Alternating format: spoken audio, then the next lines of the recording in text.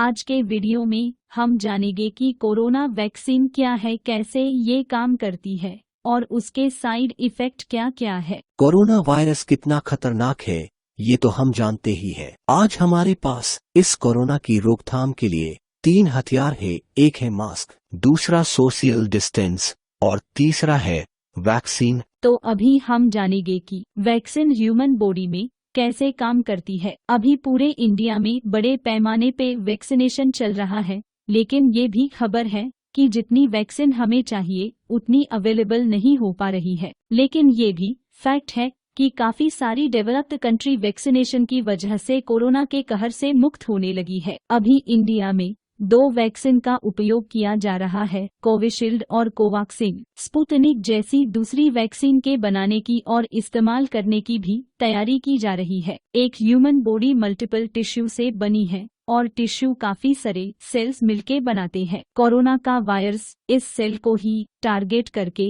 Infect करता है। ये वायरस प्रोटीन से बना होता है और उसके अंदर आरएनए होता है और वायरस में ऊपर की साइड में स्पाइक प्रोटीन होता है। वायरस की स्पाइक प्रोटीन ह्यूमन सेल के S2 रिसेप्टर से जुड़ के सेल्स में एंटर हो जाती है और सेल्स से मिलके अपनी कॉपी बनाना शुरू कर देती है। और जब बहुत सारे वायरस सेल में बन जाने के बाद वो ब्लास्ट हो जाता है और धीरे धीरे वायरस पूरी बॉडी में फैलने लगता है और लंग्स, हार्ट जैसे ऑर्गन्स की सेल में भी एंटर होके उनके सेल को भी डैमेज करना स्टार्ट कर देता है। अब तक हमारी इम्यून सिस्टम एक्टिव हो जाती है, लेकिन वो इतनी मात्रा में एंटीबॉडी नहीं बना सकती कि तुरंत ही सब वायरस का खात्मा कर सके। इस कंडीशन में अगर कोई पहले से वैक्सीनेट हुआ है तो उसका इम्यून सिस्टम वायरस के बॉडी में एंटर होते ही अटैक कर देता है। इसका कारण ये है कि अभी की जो वैक्सीन है वो मेनली 2 तरह से बनी हुई होती है।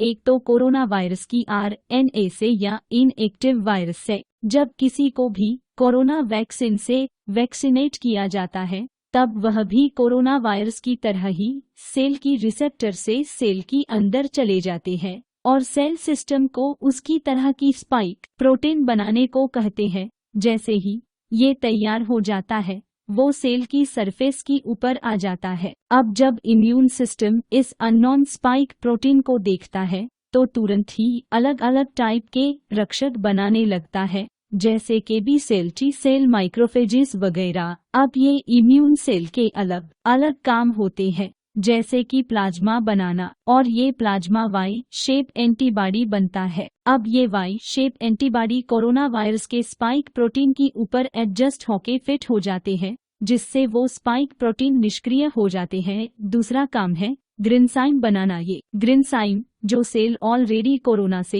इन्फेक्ट है उनको नष्ट कर देता है। तीसरा सबसे इम्पोर्टेंट काम है मेमोरी सेल्स बनाना। इनका काम है कोरोना वायरस के स्पाइक प्रोटीन की डिटेल रखना, जैसे कि साइज और आकार, जिससे कि जब इस तरह की स्पाइक प्रोटीन जब भी बॉडी में एंटर करे तब कौन सी टाइप के एंटीबॉडी बनाने हैं वो इम्यून सिस्टम को पता लगे। वैक्सीन लेने के बाद ये एंटीबॉडी बनने की प्रोसेस 1 से 2 दिन तक चलती है, इसलिए हमें उस टाइम पर बुखार आता है। एक बार ये प्रोसेस के खत्म होने के बाद हमारी इम्यून सिस्टम कोरोना वायरस से लड़ने के लिए कम्प्लीटली ट्रेन हो जाती है। मतलब वैक्सीन लेने के बाद भी कोरोना हो सकता है, लेकिन अब आपकी इम्यून सिस्टम को पहले से पता होता है कि इस प्रकार की स्पाइक प्रोटीन से कैसे लड़ना है। तो अगर आप कोरोना हो भी जाए फिर भी माइल्ड सिम्टम्स के साथ कुछ ही दिनों में बिना ज्यादा प्रॉब्लम के ठीक हो जाते हो। तो वैक्सीन से घबराए नहीं, ये आपकी जान बचने के लिए ही बनाई गई है। कोरोना से लड़ने का आज के टाइम में यही बेहतर तरीका